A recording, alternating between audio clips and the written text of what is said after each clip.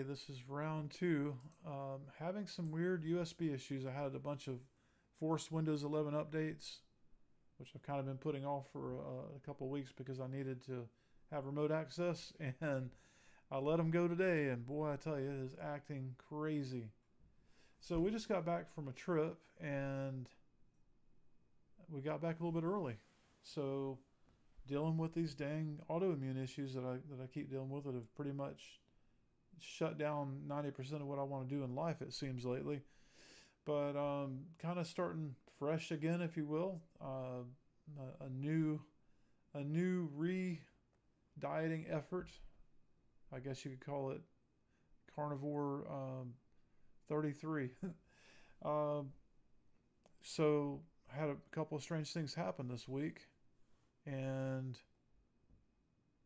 when I was on Carnivore on the original, when I did my original series of trying to get on Carnivore, I had a visual migraine. At the time, I thought I was having a stroke. The new word for visual migraine is oral headache, I guess you could say. They have a bunch of different words for it. Let me find out what the other words are here real quick. More recently, they call it, I think, an oral migraine or migraine aura. I don't know. It doesn't matter. What matters is it sucks. Your vision becomes distorted in a number of ways. For me, I had kind of left side tunnel vision, or left side, I couldn't see anything over here. This area got pretty much blacked out. I could see better to my right, and then in the middle of the screen I had the little rainbow jagged lines.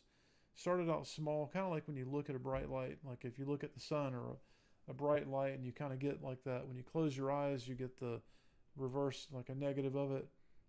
And then I was in an antique store. We were out of town. I basically thought, at first it fooled me. I thought I looked at something bright. And because there was a couple windows and the sun was out there, maybe it reflected off of some ceramic ware or something.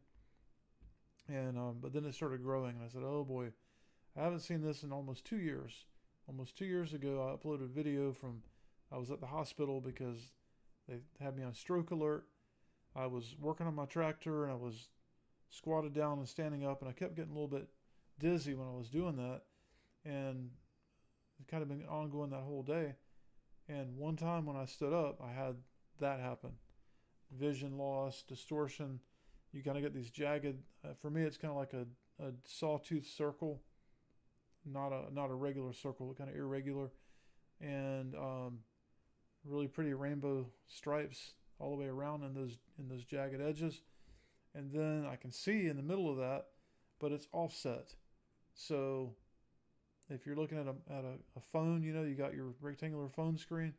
Well, if that area is in the middle of it, then everything's offset and it becomes pretty much unreadable.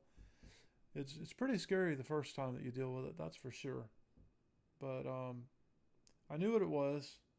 I wasn't too worried about it. And then I thought about the three things that I had going on when I went to the hospital were dehydration, because I've been doing a lot of physical effort because I was feeling better because of the carnivore diet, presumably. And I was low on blood sugar, and I had an imbalance of electrolytes. Well, two things came to mind there. I've had no sugar at all. I've been pressing harder on the diet in the last few weeks. Officially, I started this diet, the official reboot of what I call a ketovore-ish diet was in October. And knowing the holidays were coming, knowing a bunch of different factors, I knew there was no way I could just go straight on to strict carnivore. So I officially started the process in October, knowing it would be probably January before I would go to it. Well, goal number one, and I don't mean by priority, but one of the goals was to reduce weight because I crept my weight back up to like 208, 209. And I'm happy to say that after our little trip for a couple of weeks, where it's very easy to get a cheat meal in, we like to to explore, so we may camp in, for example, we were in Fort Pierce, Florida, but we wanted to drive 30 miles, maybe more like 20 miles, but traffic wise, it felt like going 40 miles south and north of where we were at, which was basically going to eat up an hour. We didn't want to get too much further than that. And then in those areas, we went to some antique stores, things like that. And, so you're an hour, and then we got to go to do a Walmart run or something like that, Home Depot run. We're going to go to some antique stores, and, you're going to burn out 4 hours, 5 hours. And so we were hungry, and I was good. I went and I had, like a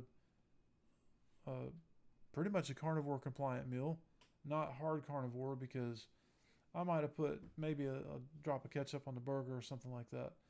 But the point is, we did hit a couple of restaurants in that way, but I was very picky about where no fast food. I went to a Greek place and had a Greek salad with lamb, gyro meat on it, and olive oil. It was all Mediterranean quality ingredients.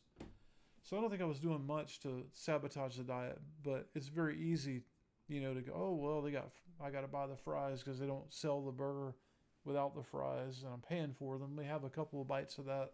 That's all it takes to go way off course. So, I did that a little bit, but I was pretty good. And the whole visual migraine thing, I thought, well, blood sugar is definitely a possibility. So I immediately went out to the car where Melissa had a regular Coke, and I drank that just in case it was low blood sugar. And it went away, but not necessarily because of that, but because these things only usually go for 15 or 20 minutes. But then the next day, I think it was the day we were leaving anyway, and boy, I didn't want to drive the RV, because you don't want that to happen going down the interstate in an RV, especially if you're 30 or 40 minutes away from any viable exit or stopping point. So we were in Melbourne at this time, and we had driven down to Cocoa area, and that's where I had the visual migraine. So I think I made her drive back. I was miserable, and I decided to have more sugar that evening. I want to make sure my blood sugar is good. And the next day, I just felt very headachy and not great. And I had, I don't know, maybe a banana and like a little piece of a brownie or something just to keep my blood sugar going. And I felt miserable driving through Orlando. Man, I felt like, please don't happen here. We were going to go to Wildwood and stop at an antique store, make lunch, have my good keto compliant RV and lunch in the RV, not go to a restaurant. And I go in the store, and I'm like, I don't feel good. I don't think I want to drive. So we found the last campsite in Wildwood, which is difficult in February. Got into this place, and I'm trying to remember, I think it was, we went back out that afternoon to another antique store up the road. And by golly, I had another visual migraine. Well, I had quite the list of supplements that I was taking at that moment, because I jumped on a kind of a anti-inflammatory. I'm trying to look up the stuff here real quick. I was on an anti-inflammatory kick, and also my cholesterol runs high, which, depending on your point of view, it's not necessarily a big deal. It certainly depends on as a matter of fact, tomorrow I'm going to go get the cholesterol test where they look at your particle size, because it's high enough that I'd be rather worried if my particle size on the LDL was bad. However, I've been on a keto-ish, carnivore-ish diet now for the last 2 years. I've only really strayed off of that for one period where I kind of went and just kind of ate what I wanted for a couple of weeks. So not like I had the standard American diet. And so anyway, I lose my train of thought here. I decided that preemptively I want to make sure that I'm doing everything I can to reduce the triglycerides and the LDL and increase the HDL. So, one of those things is doing something like omega 3 So fish oil. So I went out and bought the expensive little fish oil pills, and then there were a couple other things that I was taking to kind of help the cholesterol situation. I was already doing D3 and K2. I was actually doing 10,000 IU of vitamin D3, which my PA, she's not real happy about that and told me to drop it back to 5,000. And I did. But then after she got me kind of wound up about the cholesterol and knowing that there's K2 with that, and the K2 helps in transporting the good cholesterol to places it needs to be in, the bad away, and things like that, I thought, well, going on Dr. Berg's advice, also in dealing with my autoimmune condition, I thought, I'm going to go back to 10,000. And also, I was taking 2 magnesium glycinates per day, so 2 400s, which actually magnesium is a really good preventer of the visual migraines. So, go figure. But I guess also you could say it could backfire. And another thing that it could do is it is a electrolyte, so it could create an imbalance, I guess you could say.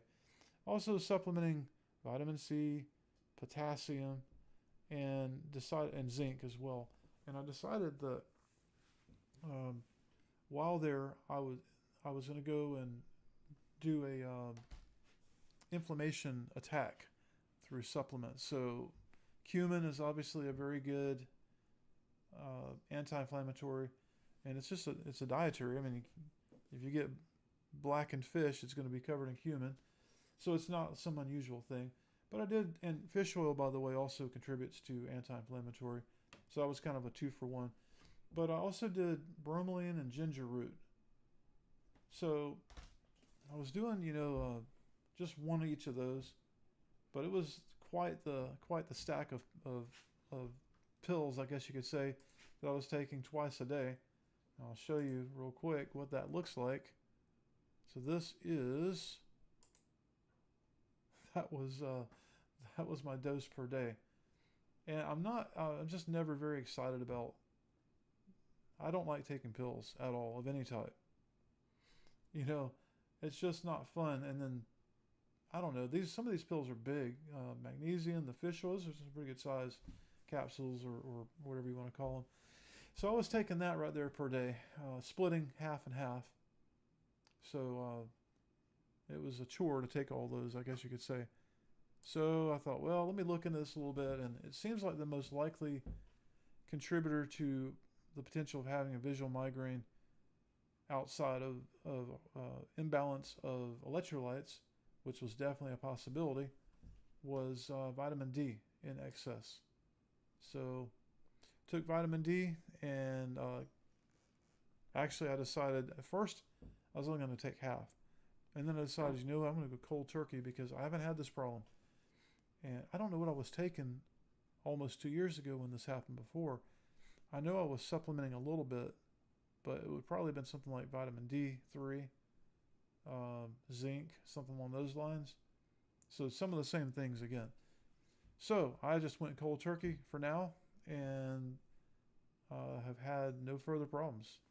I had a really rough day that day, and the next day I didn't feel good. I was very headachy all day the third day, and then back to normal. No problem driving. Just my usual flares.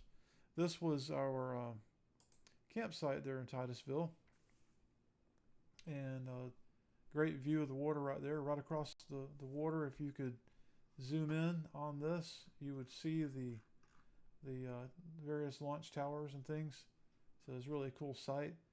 It wasn't even an expected site. We had a different site reserved. There goes my camera locking up again. I don't know. This is not the first time. This is actually the let me go back to this. See, it's working there. I've had a problem since doing this reboot. I started the video a little bit earlier, and it wouldn't work. But anyway, where I'm at now is I had to come back home.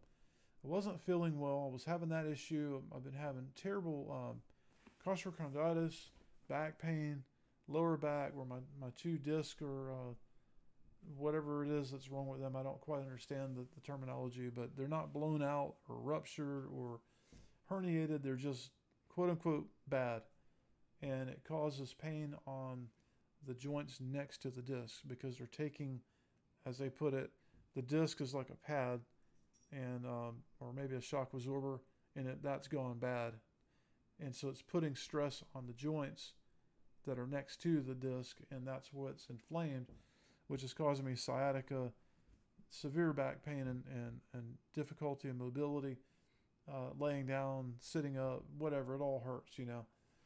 And I've got a nice bed in the RV, but I find it's less comfortable for whatever reason.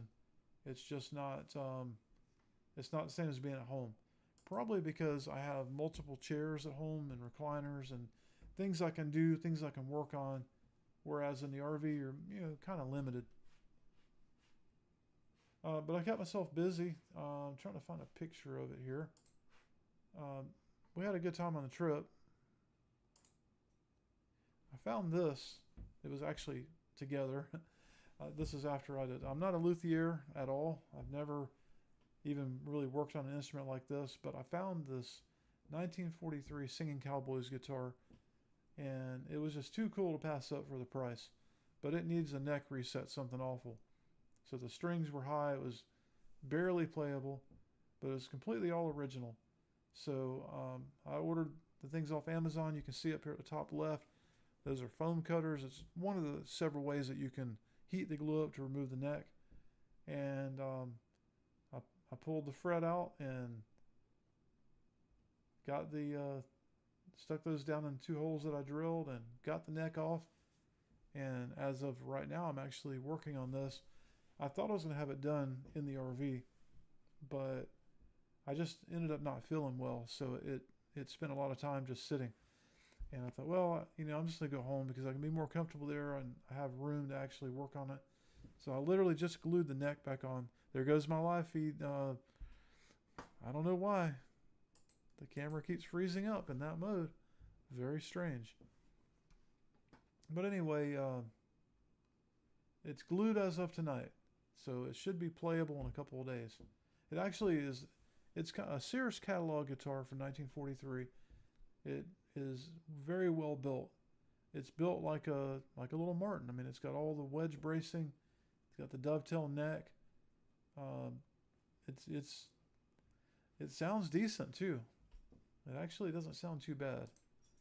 I don't know if I've got. I think I have a little sound sample if I can find it. Not very good playing, mind you, but.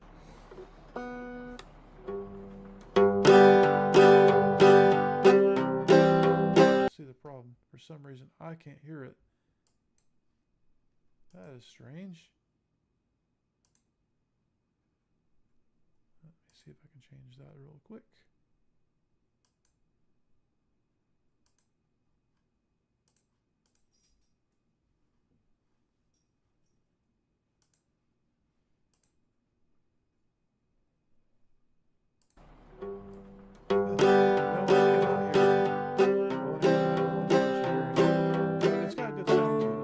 If it had a good player, it'd be all right. But it's incredibly hard to play it because the neck was, and it wasn't bent. It wasn't like it warped over time. I think that they didn't assemble it right, but the neck was up, and so it makes the strings get too far away, and then when you're fretting it, it throws it out of tune. So that's why it would sound a heck of a lot better. Man, that is so strange that I can't hear. What the heck? All right. Well, anyway. So,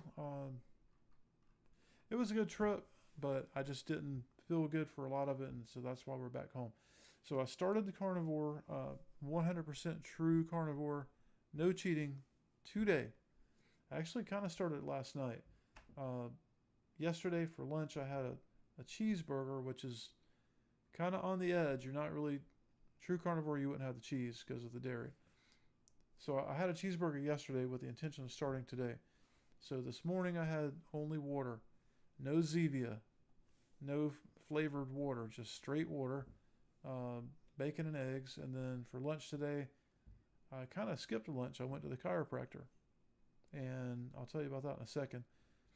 But I didn't get done and back home until 3 o'clock. So a lot of paperwork and talking and things like that.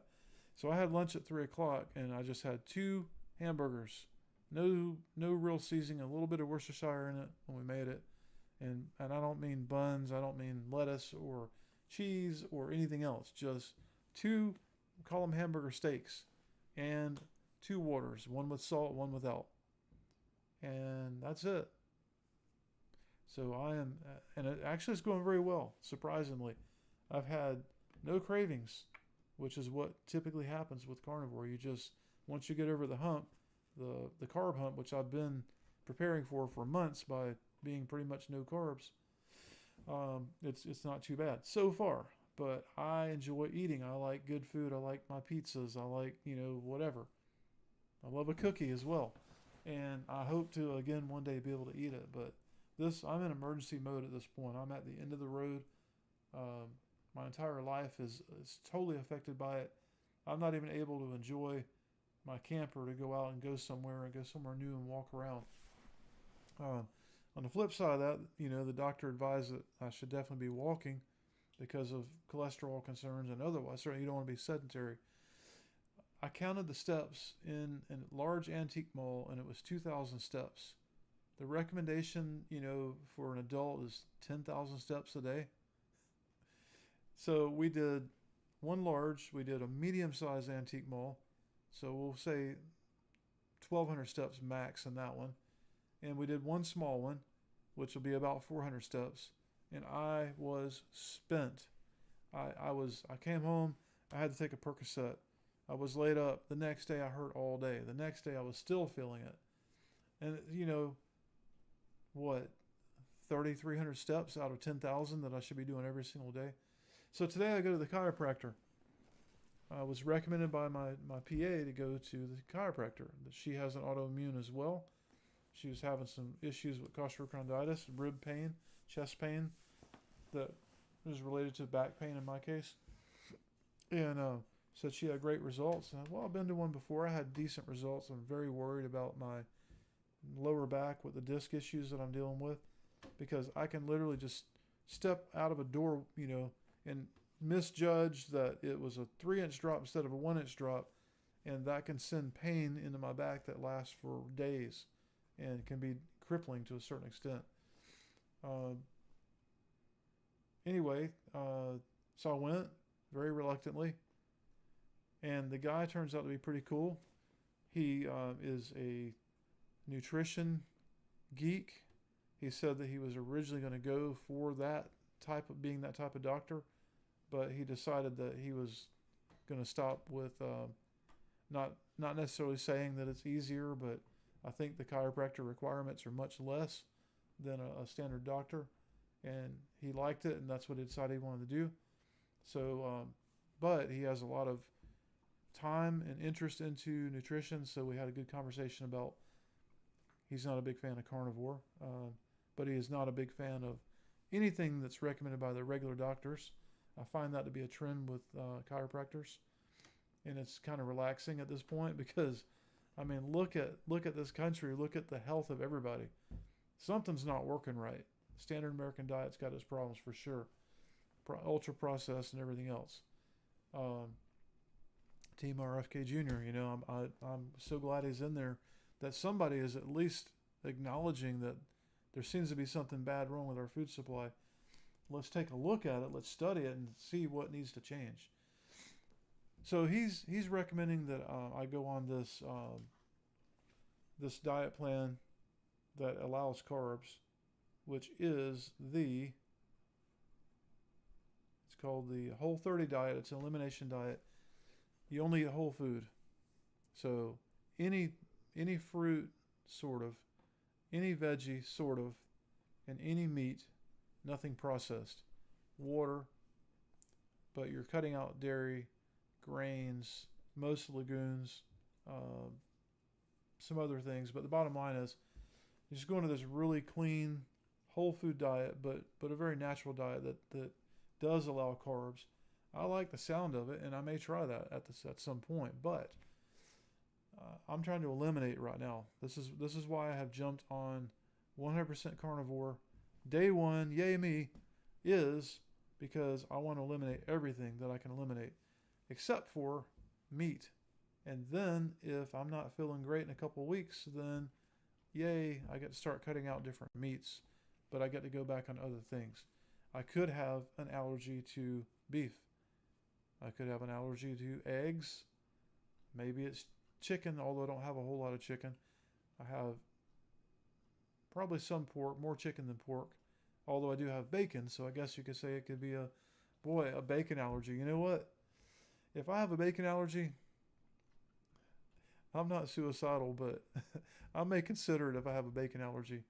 I love my bacon in the morning. It's the only thing I can look forward to waking up is bacon. So let's hope that that's not the case. Unless somebody out there knows a bacon substitute that's just as good. Chicken, turkey bacon. Anyway, so that's kind of where I'm at right now. I've had this miserable run. I've been eating pretty clean, you know. If I get really miserable enough, I might stray off of it and have something I shouldn't. But rarely is that sugar. And if it is sugar, it's a very pure sugar. You know, it's not table sugar. It's not HFCS. Like I said, I had the Coke the other day, just a little bit, you know, like that much of a cup, just because I was trying to get my blood sugar up. But I really don't eat anything processed out of a package. I rarely go to restaurants. I did go to a supposedly, was it Korean? I think it was a Korean / Thai kind of deal, but everybody in there was clearly not Asian, and it was not bad. They were very well rated, but I figured out their secret. I ordered basically a Thai dish that was like Thai basil chicken, and it came out like your typical Japanese hibachi. It was so much sugar in it that it was sticky. You know, if you touched the sauce, you had glue. And I really felt bad about eating it. So I did my best to scrape their sauce off, you know, and I ate the chicken. I had a little bit of the rice. There were some veggies with it, but it was just too saucy, way too sweet. When you eat like this, you have a hard time not tasting the sugar and everything, and it's really alarming how much sugar is added to so many meals that are out there at restaurants.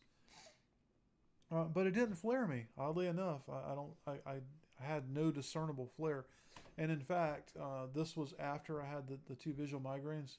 So I'll see if I can find. No, I probably can't. I'll see if I can.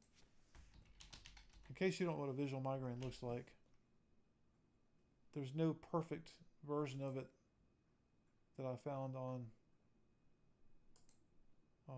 but let me try this one here. You could say this is somewhat accurate. Let's see if I can bring this up. Gotta select the browser. Oh yeah, there we go. Okay, so this is somewhat like what you see. You have these jagged rainbow lines. For me, though, it's not a continuous of each color. It's like dashes of the colors. And the circle is complete. And it's not a real perfect circle. And then, yeah, the darkening of the peripheral vision to one side. But I have a complete circle, and then the horizon that you can see there, you know, that would be inside the complete circle, the horizon would not line up with the horizon outside of that area. So it makes it about impossible to, say, use your phone and read. Words are broken up. Driving, oh man, what a nightmare it would be to drive. So I wouldn't recommend it, probably. Ocular migraine, visual migraine, aural migraine, AURAL. Bunch of different words that they assign to it, but it's quite a fright the first time that you experience one. I will tell you that much. But so I had that meal because I was basically I wanted to make sure my blood sugar was good, because I do tend to run low on blood sugar if I don't have any sugar. It's kind of the opposite of a diabetic, I guess you could say. Anyway, that's where I'm at right now. I'm very miserable. I have a slight headache right now, actually. Uh, I'm in a lot of pain at all times, and I generally do not recommend such an experience of your day to day life. But I had one cool thing, I guess you could say. So I do try to make the best of my days. It's going to freeze up, so I'm not even going to bother to put my picture on there. Um, I try to make the best of my days that I can. So we were down in the Titusville area, and there's a pretty good little bluegrass jam that happens there that I've been to a couple times. So I went over there, and they were quite busy. It was a little chilly, but not too bad. And I sat there and played with them for about 3 hours or so. And as I was sitting there with my, this is my pre-war banjo that I've got. It's a 1930 TB2, and it's a 5-string conversion. It was originally a tenor. But this guy standing behind me, he comes in kind of late, and he's there, and he's kind of hanging out with some kids that were there. I don't think they're in the photos here, but there's 2 or 3 kids, probably 8, 9 years old, and one had a mandolin, I think one had a fiddle, and they were playing. And this dude here was clearly their granddad. So a little while later, uh, this other guy, which apparently was the father of the kids, asked about my banjo because another guy had been playing it for a while. I was playing his dobro, and he played my banjo for a while. So I got my banjo back, and presumably this guy's grandson or his son asked me to see my banjo. So I said, "Well, here, play it." I hand him the banjo. So he's messing with it, and then this guy in the orange comes over, and he starts asking me questions about it. And it turns out that guy is the owner of Goldton Instruments, that's based in Titusville. So they have a U.S. assembled line of instruments that are making pretty good waves. They're the second largest banjo producer in the United States, apparently. Second to one of the other ones, Deering, I believe it is. So I think Deering's are possibly 100% made in the U.S. Goldton is manufactured in China. Then they take them apart and they perfect them, I guess you could say. But they're a great instrument for the price too.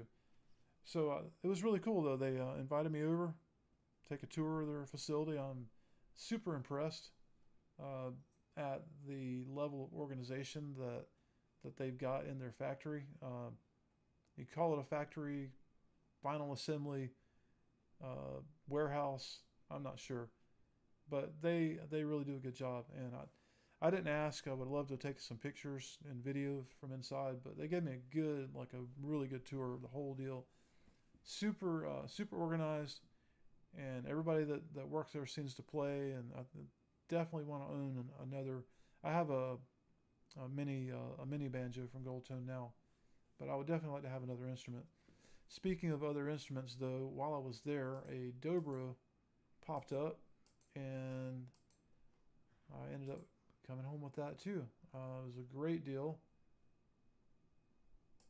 See if I can bring it up real quick. So I borrowed a dobro a while back, and I played around with it a little bit. It's kind of a natural instrument to use if you play banjo, because you use the same picks, and it's open tuned just like a banjo. So a lot of the rolls kind of carry over. You just have a couple extra strings to deal with. But I really enjoyed it. I said I'd like to get one. I don't know if I'll ever show up to a jam, but this thing popped up down in Fort Pierce area, and the case is really cool. It's covered in stickers that the guy who used to own it, who was in his 90s when it was acquired from the guy I bought it from, and he has stickers all the way back to 1983 on the case. So this was well played. It's in great shape, and they did a pretty cool pattern where they would sandblast over a stencil. So I think they would stain it, sandblast it, and then stain it with the other. And anyway, I got it for a good deal.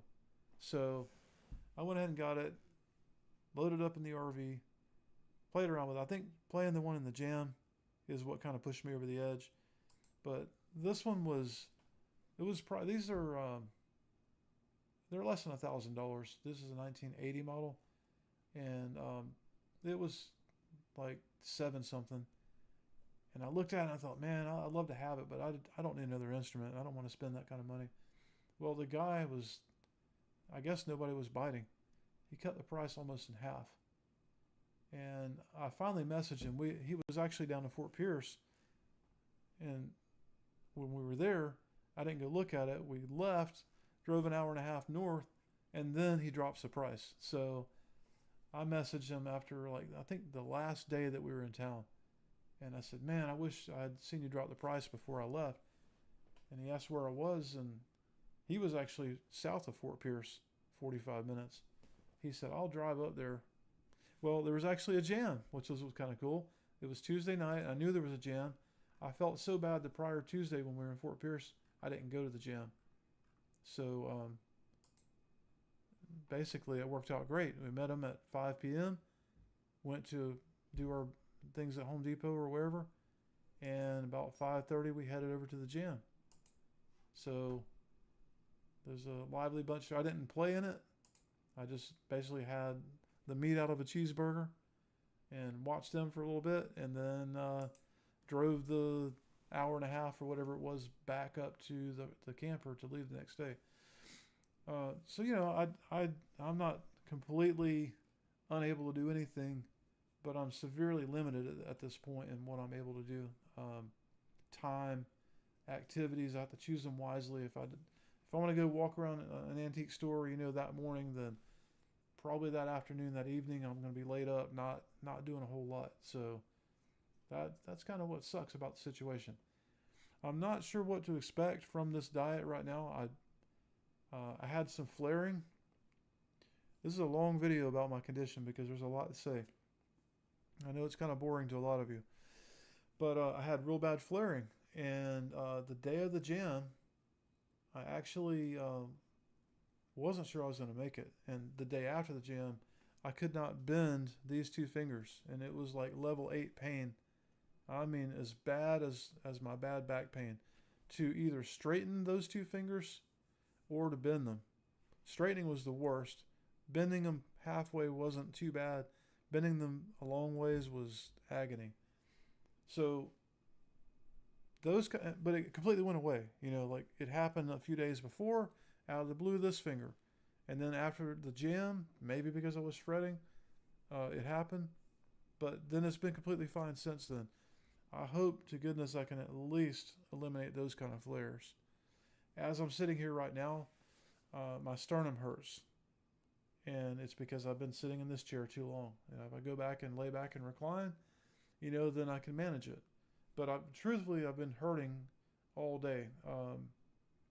The chiropractor was, I don't think I mentioned that. I didn't talk about that. That's another story beyond the dietary thing. So I'll tell you that story real quick. So I go to the chiropractor.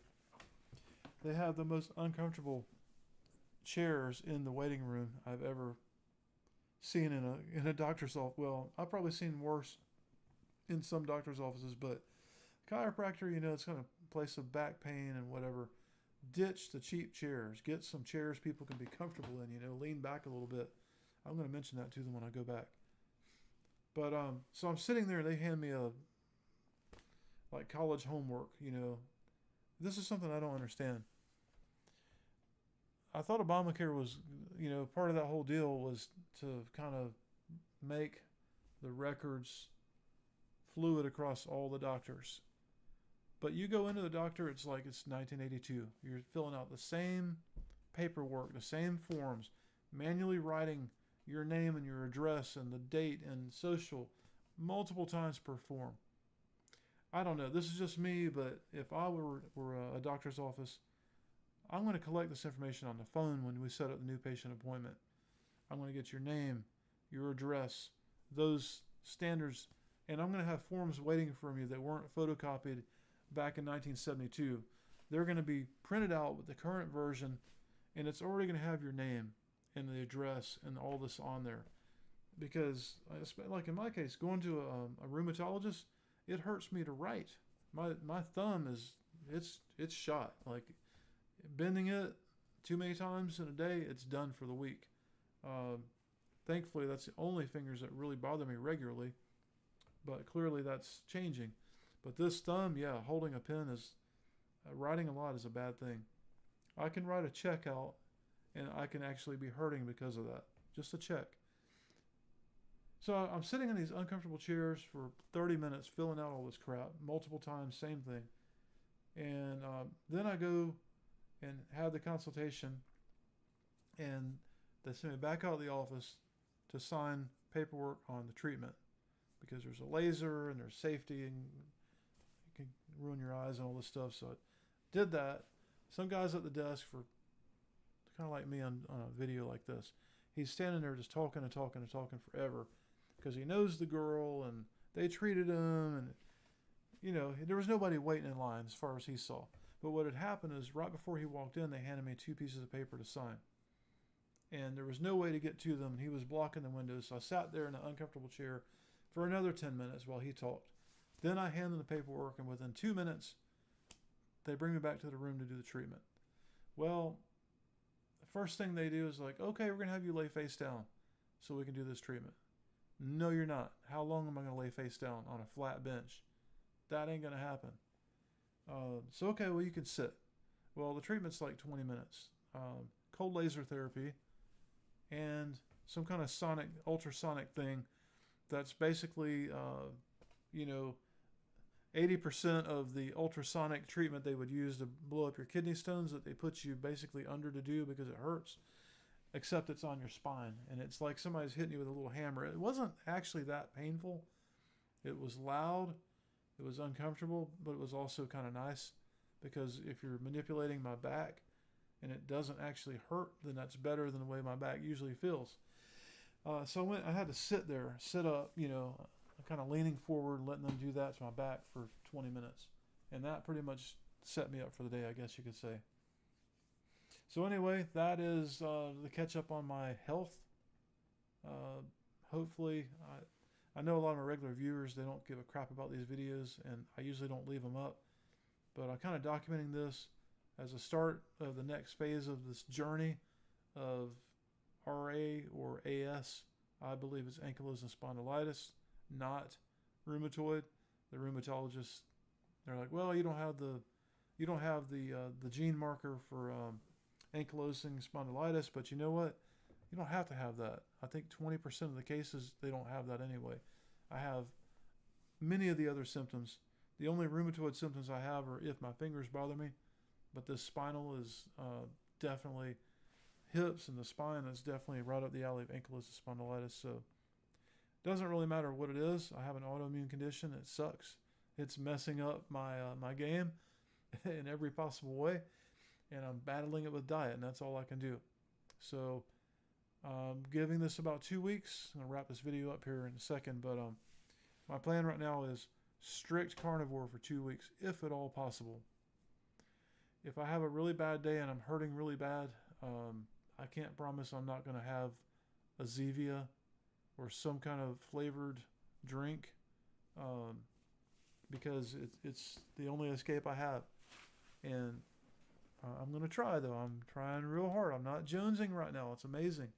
I actually have had no dinner, and I'm not hungry. So that part of carnivore I really like.